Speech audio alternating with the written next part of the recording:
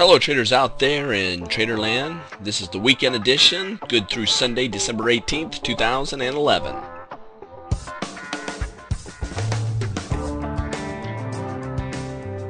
My name's Des Woodruff, your future mentor and senior analyst here at Grok Trade. I'm going to be going through this weekend edition very fast, so stay with me. As I do this, I'm going to go through very quickly technical analysis, so if you want the short version you can watch just a little bit of it, but I'm going to get kind of geeky on you at the end, throwing a lot of information at you, going very deep in the technicals so you have a better understanding of really truly what's taking place. So if you want to stay with me through the rest of the video, you can do that, and I have some really exciting things to share with you at the tail end of the video that I think you'll find really exciting, especially if you trade stocks. So let's get moving here, and if you know Spanish, there's some cool things. Well, here it is. We're looking at the daily chart on the S&P. We're going to look at the weekly and monthly on a couple indices. We have the two major trend lines in this massive symmetrical triangle, these dark trend lines.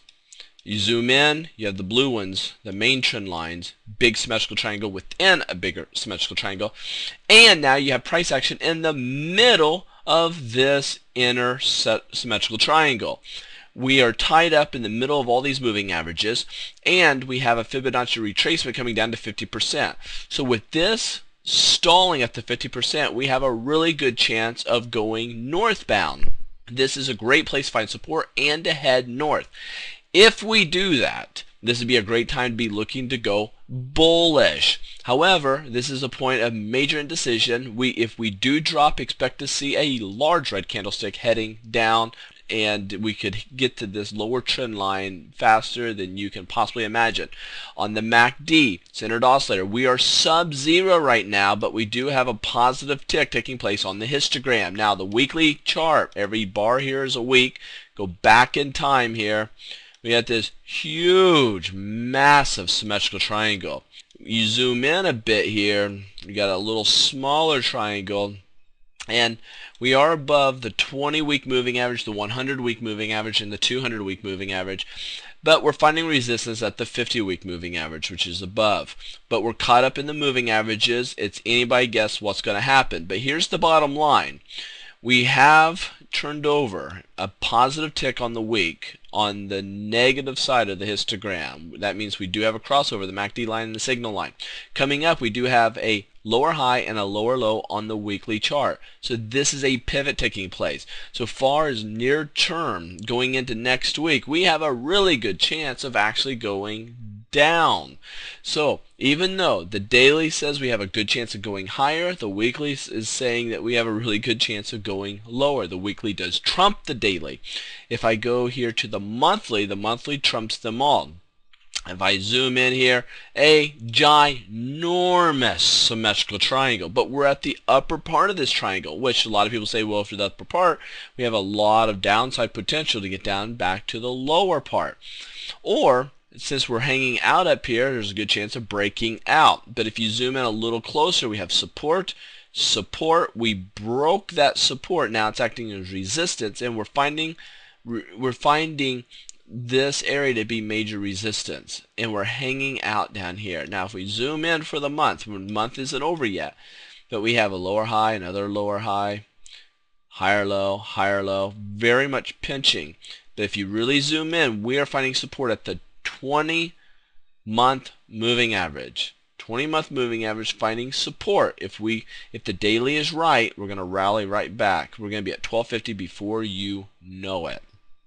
If we break above 1250, mark this down, we go above 1250 next week, that is hugely bullish, and you will want to be bullish in that environment. If we break down, especially if we go lower than 1200, that will be bearish. You do not want to be bullish in that environment if we go below 1200. So those are your markers. Mark those down in the books. Now if I go over here to the Nasdaq start on the daily. Big symmetrical triangle, and then another symmetrical triangle. You just cannot get pinched more than what we're seeing in the major indices right now. We are below all major moving averages here, not above them. We are below them. but we are in the kind of the middle of this triangle, just hovering, waiting for something to happen. If you look down here, you do have, we are sub-zero on the zero line on the MACD, but we do have a daily, if you zoom in here, a daily tick on the histogram. So that is a positive tick taking place. Go here to the weekly chart. The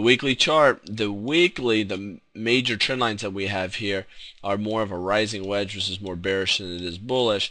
But then we have these blue lines, our main trend lines coming in, which is just a big symmetrical triangle caught up in the mess of the moving averages, lower high, lower low on the weekly chart. And we have a lot of support coming up, though, if it does decide to continue to drop. However, if we break higher, especially if we get over the 50-week moving average, this red line, that would be quite bullish. That would put us, we need to really get over 2690. 2690 is the area that we're looking for. And on the monthly chart, this is the monthly, huge symmetrical triangle on the major trend lines, and we're up here finding resistance at that major trend line. We drop down below our main trend line, going for support. We broke that now. Resistance. So we're pinching big time here. Major point of indecision. We need to figure out what's going to happen if we do rally. Major resistance. Coming up at around 2770. Let me double check that area. Yeah, 2771, 72, big time resistance. So we'll need to be watching that. Now let's go to small caps, because sometimes small caps can be a leading indicator. I'm going to start here on the daily. The daily, we have these two major trend lines, more of a descending triangle, which is flat bottoms, kind of rising. It is pinching a little bit.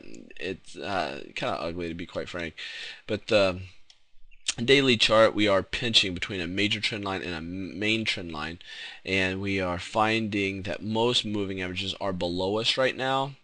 And if you look down here on the MACD, we have curled up, we have a positive tick just like the others. Here's the weekly chart. Are just really parallel major trend lines. Our main trend lines, very pinchy, very pinchy, at resistance, lower high, lower low on the weekly, but we rallied back pretty good, to end the week, so not too shabby. We are above zero on the week, but a negative tick on the week on this histogram. The monthly, two lines going higher, so we're in an uptrend, but then our main trend line coming up here, we did break that. We're finding resistance below, but we are pinching lower highs, higher lows. We are pinching, and we are just below right now the 20-month moving average. So the big question is, can we get above that? I really would like to see us get above 748. That's this line coming across. You can see resistance. Now it's acting, resistance, acting as resistance again. I need to get over 750, 748, and then 750. Big number. Watch that 750, mark it down. Now I'm going to get a little geeky on you on some stuff here. You can turn off the video right now because you have my technical analysis, but I'm going to go deeper for those of you who are more or inclined to do so. Friday was triple witching. What is that? It's basically your options and futures expiration day, and fund managers, they jump through all sorts of hoops to make their accounts look good during that time. So usually you have a pretty good up day on Friday. But if you notice on Friday's action, we sold off in large part. The question is why? Why the sell-off? What's taking place there? Well, if you noticed here, the VIX, at the time of this video for the weekend, we have a VIX reading at below 25. We're at 24.29 on the VIX. That is very low, especially with the volatility we've been seeing and this big drop we've incurred here in the market. So with that said, what is going on with the VIX? A little bit of information. Each year, the VIX tends to peak in October, which is historically one of the stock market's most volatile months. And it declines going into December, which is historically one of the stock market's best months. The peaks and declines, the ebb and flows, reflect the option market's anticipation that the U.S. stocks typically start rising at the end of the year through early months of the new year until the time again to sell in May and go away. So the seasonal pattern is holding true for the most part this year, despite obviously the major economic issues that we're dealing with. Last year's December low in the VIX, actually let's go there. Last year's December low here in the VIX made it 5 pre-Christmas bottoms in 8 years. In 2009, the VIX made its annual low on Christmas Eve. So, let's go back. In 2004, let me go to a monthly chart here. 2004, going into 2005, and going into 2006.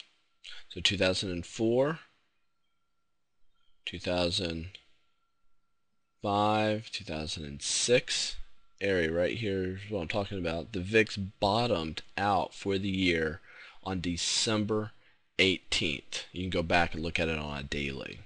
So, furthermore, let me throw some more information at you here as far as the VIX is concerned.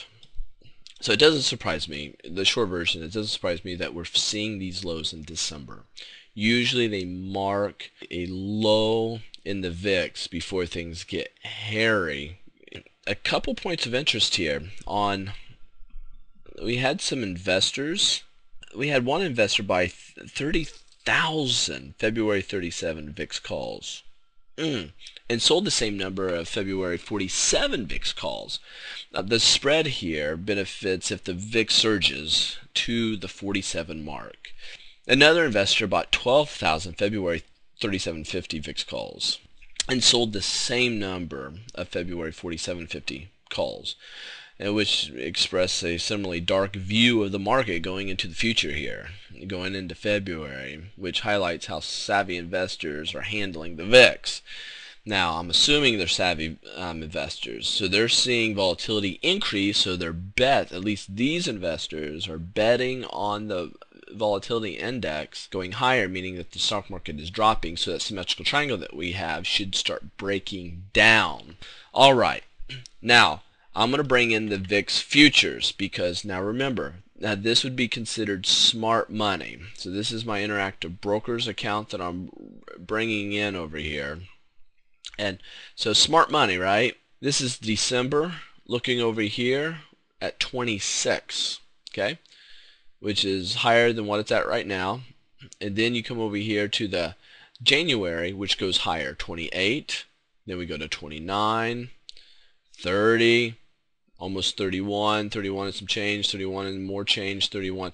So if you look into the future, going out until July, the VIX futures are increasing, but the high number is just, it's not even at 31.50. As far as the futures are concerned, there's not a huge, we do go higher, you know, we are stepping higher. I don't see this going lower at this moment. That could change on a dime if the markets rally, but this is something that I'm watching. Now furthermore, let's talk about some of the fundamental parts of what's taking place in the S&P here.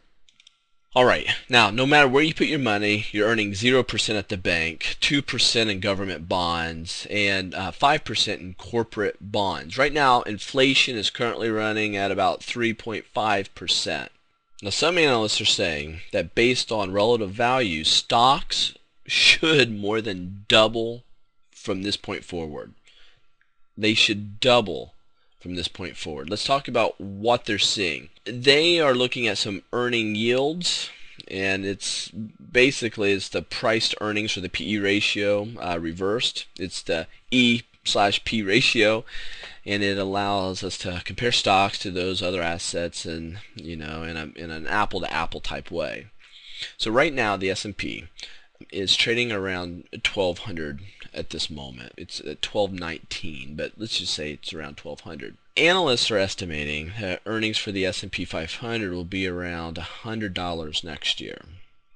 The forward PE for the stock market is about 12, so that's $1,200 going into $100. So that's a earnings yield for the stock market is about 8.3%. That's $100 over the 1,200. Traditionally, the earnings yield on a company's shares is lower than the yield on the company's bonds. This makes sense. Stocks have dramatic upside potential that bonds don't. The earnings yields on stocks is 8.3%. However, corporate bonds are paying about 5% right now. This is never before seen extreme, favoring the stocks. And on a side note, one thing that could get the relationship back to the norm is if corporate bonds actually crash. That may or may not happen. Treasury bonds pay 2% interest. Earning 5% in corporate bonds is attractive. However, the other thing that could fix this divergence is if the stocks were to double in price, or even go higher than double in price. Now, this is a real benefit to us if those symmetrical triangles on the market start to break out to the north. If it happens, you want to be bullish in that environment. However, with what's taking place over in Europe, that's bad news. Something else on gold. A lot of gold bugs out there. Support, support, support. This is a monthly chart. We are at a major point of support. We did get a little bounce taking place here. If I go to a weekly chart, we're in major trouble. We broke a symmetrical triangle.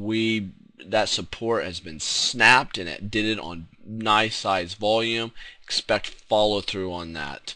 On the daily, we're just broken, but do expect a bounce here soon in commodities. Crude oil and gold prices and most other metals are likely to rise as seasonally driven profit taking forces a recovery in risk related assets and puts the safe haven US dollar under some pressure. And that would certainly be bullish for stock. I want to look at sector rotation here. I like to go to FinViz to get this. And for the week, basic materials took one on the chin. Financials didn't do so hot. Now, if I go down here, for going back a year's performance, financials were doing horrible for 6 months. Horrible. But check this out, 3 months. We really bounced back strong for financials. See this? Remember, the market's only as strong as financials. Now we're up even higher. Look at this, getting close to green territory for the month. For the week, however, we're taking another dive to the south. I'm keeping my eye on this. We could not be in a point of any more indecision. If you just could not build a better story for indecision than what we have right now in the markets. I think next week could be a decisive week for the markets to go one direction or the other, and I think we need to be ready for it if it happens. We're still within the confines of these triangles on the markets. As long as we're in here, everything's okay. But this is gold. Look what happens once you leave the safety of a triangle. See this? We crash and burn, or we rally strong and do amazing things. So the further we get pinched in a triangle, look for the move to be even greater, and that's what we're seeing in gold right now. But when it comes to the S&P, we're caught up in this triangle. The question is, what direction is this dude going to move? I think that we are coming so close into the apex here that this move could be imminent, and it could happen very soon. I want to talk to you about a couple things that we have that are very exciting. Click on right here, trading videos. When you click on trading videos, we have Mark the Meerkat Safran that is putting in videos. So you stock junkies out there that like to trade, especially day traders, go there, watch his videos. They are awesome. Welcome to the team, Mark. And then Miguel, he is our Spanish speaking analyst for all those who speak Spanish. And share this with your friends. You want to come here and watch his videos. Carolina's on vacation. She won't be back for a little while. And Steve, he is an associate who will be doing some Forex videos for us. And we're in talks with a quantitative trader who is a big-time Forex trader. And he'll be putting himself into that spot right there. So for all you currency junkies, I have a big treat for you coming up soon.